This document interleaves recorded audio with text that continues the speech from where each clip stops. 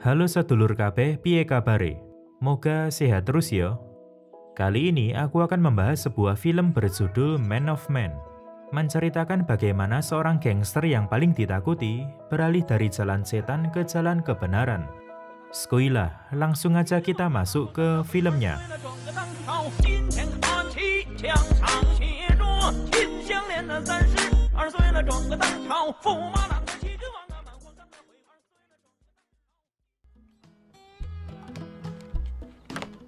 Yonggi adalah tokoh utama di film ini. Sebagai gangster, ia selalu berbuat onar dan memicu keributan, bahkan dengan tetangganya sendiri. 아니 선생님께서 이쪽에다 차를 안 대면 뺄 일도 없잖아요. 그치? Untunglah ada si adik yang selalu berusaha menenangkannya. Selain itu, ia bekerja di perusahaan bernama Ligers Holding bersama Taegu sahabatnya. Walau memegang jabatan penting, mereka seringkali bertindak sesuka hati. Seperti kali ini, di mana mereka membeli saham menggunakan uang Pak Bos. 쫄지 마라 임마. 고래 불알 만한 게. 그럼 안 쫄리겠나? 네 말만 믿고 회사 돈 7억을 몰래 갖다 박았는데. Jumlahnya pun tidak sedikit, yaitu 700.000 dolar. Suatu ketika, Pak Bos yang bernama Byung-do mengadakan pertemuan. Tampak sepasang sahabat ini juga datang ke acara itu. 길 막지 말라. 대표님 식사하셨습니까? Baru saja sampai, Yongki sudah ribut dengan rivalnya Choi. Di sini Byung-do mengumumkan kalau ia telah mendirikan anak perusahaan. 더욱 효율적인 업무를 위해 라이거스 파트너스라는 자회사를 차려가. Awalnya, Yongki yakin akan dipilih jadi CEO di perusahaan baru itu. Namun ternyata, 대표 후보로 최기태 상무가 단독 추천되었습니다. jelas ia pun sangat kecewa. Kita beralih ke Jang So, seorang direktur dari perusahaan besar. Walau tampak kaya, namun ia sangat tertekan karena sakitnya. Bahkan, perusahaannya juga terancam bangkrut. 주인이 안주인 행세를 잘 못하시니까 집안이 이 꼴하지 아니겠습니까? Jang So sendiri menderita radang paru-paru serta kelumpuhan pada tubuh. Umurnya pun tak lama lagi. Apalagi ia menolak memasang ventilator untuk memperpanjang usia. 모든 항목 다 거부합니다. 번거로운 거 딱질색이라. Sebagai orang penting di perusahaan, Yongki diberi hak khusus untuk mengelola sebuah warung ciu. Suatu malam Yongki mendapat kabar kalau anak buah Choi nongkrong di tempatnya dan menjelek-jelekkan namanya. Ia pun kembali emosi dan hendak menghajarnya. Tak lama Taegu datang menyusul, namun semua sudah terlambat. Orang-orang di sana sudah dihajar habis. Yongki pun diamankan polisi. 나도 갇혔는데 왜 가노 이 새끼야? Untunglah Yongki tidak dipenjara. 아나무라. 마, 저 초당 순두부다 저거. Namun ia harus menjalani 2 tahun masa percobaan serta 150 jam bekerja di pelayanan masyarakat. Ia menjalani tugas pelayanan masyarakat di sebuah pusat perawatan paliatif. Dan disinilah awal pertemuannya dengan Jang So. 이분이 이번에 봉사하러 오신 도장 찍어줄 테니까 꺼져, 귀찮으니까.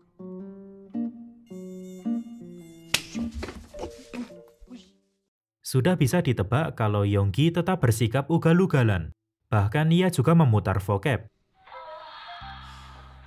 untuk mengetes anunya Jang So lumpuh atau tidak. Suatu ketika, sepasang sahabat ini dipanggil oleh Byung-do. 얘한테 맞는 자리는 내 따로 생각하고 있으니까 분양권도 몇 개 얹어줄 테니까 섭섭해 말고. Setelah itu ia meminta uang yang dikelola Taegu untuk diinvestasikan. 명동에다 20개 정도 태울 게다. 차질 없이 준비하라. Hal ini membuat Taegu panik karena uang itu telah digunakan untuk membeli saham. Tetapi Yongki menjawab, 조금만 기다려봐. 다 터질 건 터지게 돼 있다. setelah itu Yongki lanjut menjaga Jang So. Kini ulahnya makin tak karuan. Dengan tidur di ranjang Jang So, bahkan mengajak Taegu bermalam di situ.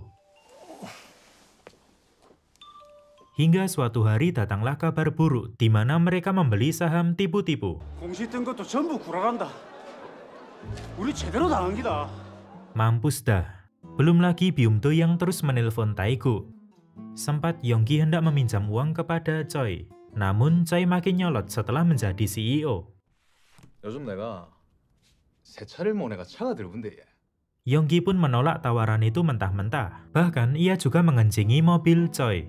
Belum menyerah, ia mencoba meminjam uang kepada Jang So. Jang So pun setuju dengan sebuah syarat.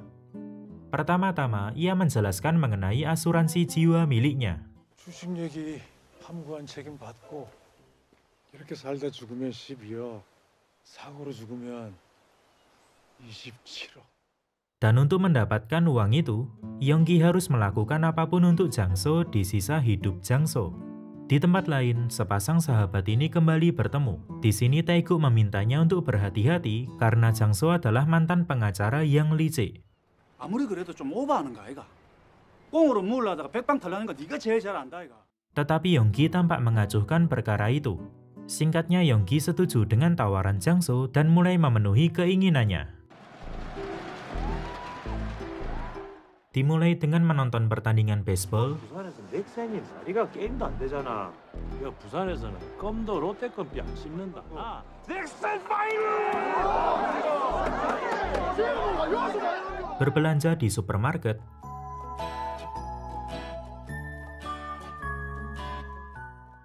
membeli banyak baju lalu mengelilingi kota, dilanjut naik mobil mewah dan nongkrong di dermaga.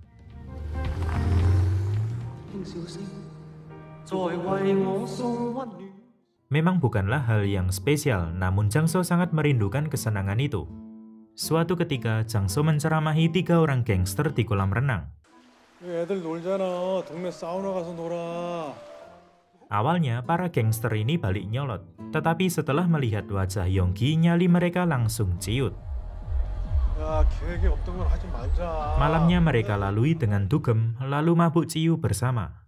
Di sini Yonggi menceritakan masa lalunya yang suram. Dahulu, ia sangat mengagumi ayahnya yang bekerja sebagai pelaut. 이쁜 배 한 척 딱 사가지고 우리 아버지랑 나랑 전 세계를 돌면서 Namun si ayah meninggal akibat kecelakaan. Sejak saat itu, si ibu sering mabuk dan memukuli anak-anaknya. 우리 엄마 지기 부르네 꼬마야. Namun sebelum itu terjadi, si ibu malah meninggal kena stroke saat bekerja di pabrik. Tidak banyak yang bisa Yonggi lakukan. Ia cuma bisa berkelahi dan masuk ke dalam geng untuk mendapatkan uang demi membiayai adiknya. Di sisi lain, Byum-do mendatangi warung ciu yang dikelola Yonggi karena terjadi keributan besar. Tetapi Yonggi malah tidak ada di situ. Alhasil Byum-do menegurnya untuk serius dalam bekerja, serta mengingatkan untuk jangan berani-berani menyentuh hartanya. 손모가지가 아니라 그런 생각을 하게끔 하는 대가를. Hal ini sekaligus membuatnya ingin segera mendapatkan uang untuk mengganti uang Byum-do yang telah digunakan membeli saham. Awalnya, Jang So hanya meminta hal biasa, sampai suatu hari. 그렇게 간단한 문제였으면 네가 필요 없었겠지. Namun sebelum menjelaskan lebih lanjut, ia malah batuk darah. Esoknya, Jang So mimpi buruk tentang istri dan anaknya. Ternyata ia adalah seorang ayah, tapi kemana istri dan anaknya saat ini? Disinilah Taeguk kembali memberi informasi yang menguak kebenaran. Cerita berawal dari bapak tua bernama Kim. Ia bekerja sebagai sopir taksi dan punya 1 orang anak perempuan. Sampai suatu hari anaknya diperkosa oleh lelaki bejat. Kasus itu pun dibawa ke pengadilan, namun sayangnya 무죄를 선고한다. karena ayah si pemerkosa adalah orang kaya, jadi ia bisa menyewa pengacara mahal untuk membela anaknya. Pengacara itu tidak lain dan tidak bukan adalah Jang So. Kim yang sangat membenci Jang So lalu menabraknya menggunakan taksi. Lebih naasnya, ternyata di taksi itu juga mengangkut istri dan anak Jang So. Atas perbuatan itu, Kim dipenjara bertahun-tahun, sementara Jang So mengalami luka parah sampai lumpuh, serta harus kehilangan keluarganya. Hal ini berkaitan dengan permintaan Jang So untuk mencari seseorang. Kemungkinan besar itu adalah Kim. Yonggi pun langsung memastikan, dan ternyata memang benar. Di sini Jang So memperjelas permintaannya. 네가 깡패니까, 네가 깡패 새끼니까 죽여달라고 부탁하려고 했다. Namun Yonggi menolak mentah-mentah. Sebenarnya Jang So juga bingung harus berbuat apa. Ia merasa kehilangan dan tertekan di saat yang sama. Ia pun juga merasa bersalah. Sehingga sampai detik ini ia sama sekali belum pernah mengunjungi rumah Abu, istri dan anaknya. Sedangkan di tempat lain, Choi menemui Byung-do untuk mengungkapkan kejanggalan soal Tae-guk. 여기저기에 먼지 날리고 댕기길래 뒤졌다 봤더만 회사 똥 갖고 소꿉장난치고 있었어. Esoknya, Jang-soo kembali memohon untuk dipertemukan dengan Kim. Namun kali ini ia mempunyai rencana berbeda. 좀 봅시다. Ternyata ia telah merelakan semua, berbesar hati untuk meminta maaf, lalu hendak memberi uang santunan. 제 변호사 통해서 보상금 좀 책정해 놨습니다. Namun Kim menjawab, 우리 딸내미 내 앞에 다시 돌려놔 있어. alhasil mereka pun saling meminta maaf atas kesalahannya di masa lalu. 하지 말아야 할 변호를 했습니다. 기억하시지요?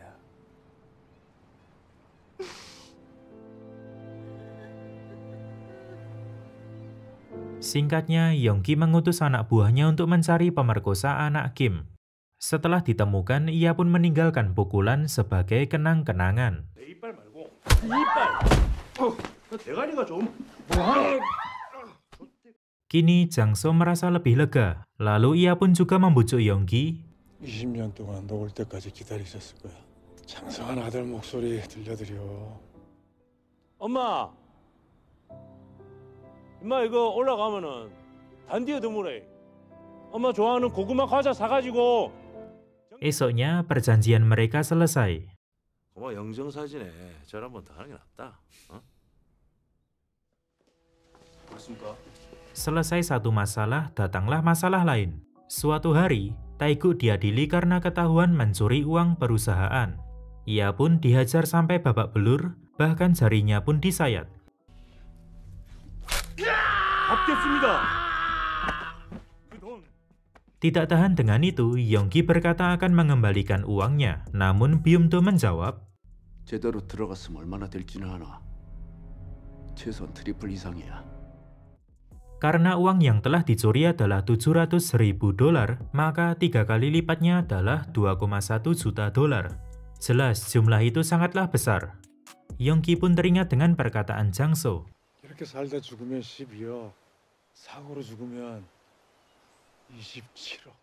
$2,7 juta itu lebih banyak dari yang dibutuhkan. Tetapi dengan artian lain, ia harus membunuh Jang-soo supaya menjadi sebuah kecelakaan. Malam itu, Yongki mengajak Jang-soo keluar. Walau sudah tahu akan dibunuh, Jang-soo malah menuruti ajakan itu. Kemudian terjadilah obrolan yang menguras emosi. Jang-soo siap kalaupun akan dibunuh, asalkan setelah itu Yongki mau berubah. 지금 와서 뒤돌아보니까 그렇게 애쓰면서 살 필요 없더라.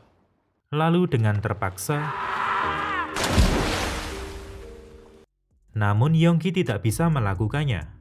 Ia merasa bahwa ini bukanlah cara yang tepat untuk menyelesaikan masalah. Akhirnya mereka malah mengelilingi kota, naik ke jembatan jalur cepat, dan meluncur sambil berteriak, 엄마 죽지 마. 그래, 고마 죽지 마.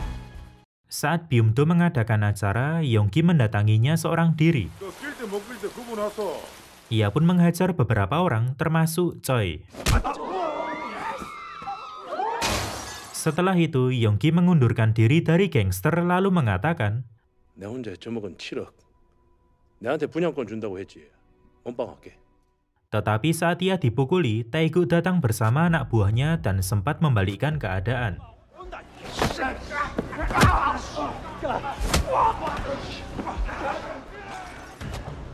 내 왼손잡인 거 몰랐지? 난다리 씨발놈아. 온다. Namun pada akhirnya, Tae-guk dan Yongki dibuat tumbang.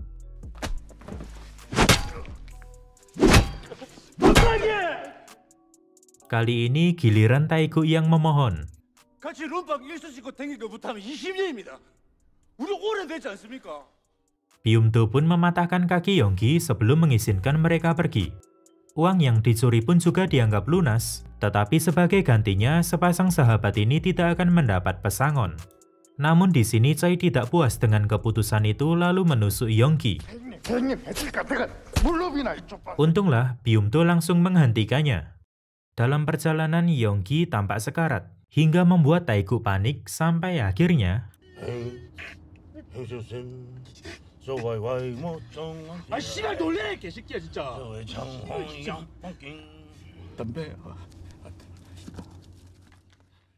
Setelah itu, Yonggi malah mengantarkan Jangso ke rumah Abu, istri dan anaknya. Bahagia bercampur sedih, itulah yang dirasakan Jangso. 여기 오는 게 너무 두렵고 무서웠어. 너무 늦게 와서 미안해.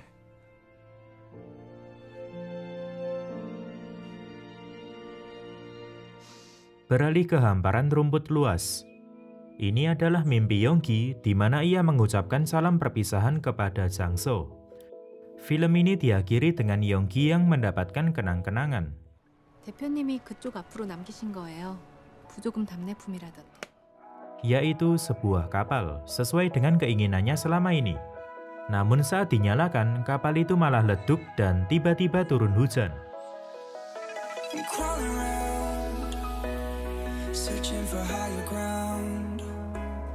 Can't see in front of me, my enemies have tried every possibility.